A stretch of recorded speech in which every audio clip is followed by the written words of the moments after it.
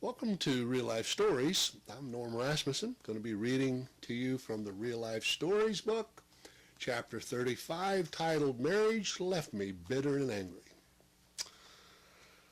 Most of my 11 years of marriage were full of verbal abuse, arguing, fighting, and being slapped around.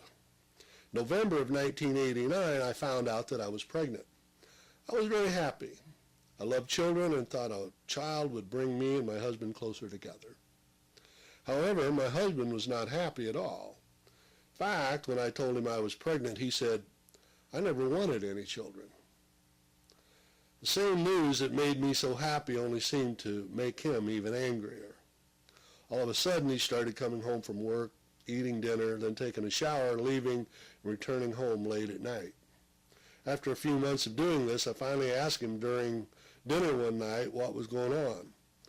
His reply was that he was having an affair. I was 3 months pregnant in February 1990. During one of our arguments, he got mad, threw me on the floor, and left bruises on my neck where he had choked me. This was the last straw for me. I'd had enough. I didn't want my child to have to grow up in an abusive home. I moved out and began to rebuild my life. I said I would never get married again. Marriage left me very bitter and angry at men. When my son was 4 years old, I was looking for a good daycare facility for him. I drove past Jubilee Worship Center, which is in Hobart, Indiana, every day, and one day I noticed a sign, "Daycare opening soon."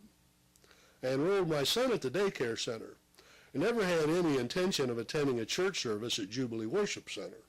I simply wanted a safe place for my son to go to daycare.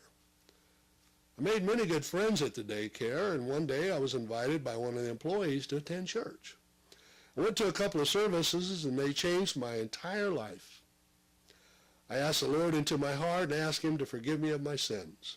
I promised to serve Him and to do my best for the rest of my life. Over the next several months, God was healing and mending my heart.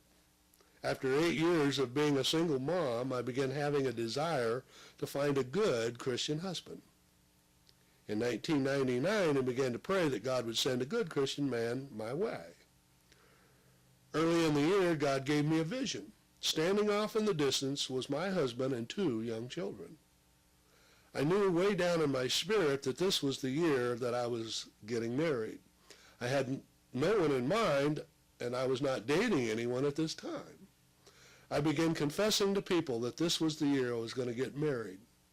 On October 3rd, 1998, I married the man that God gave to me.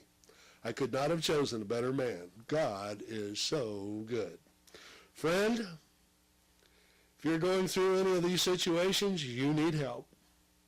You can't fix it on your own. Only God can give you the help you need. This is written by Chris.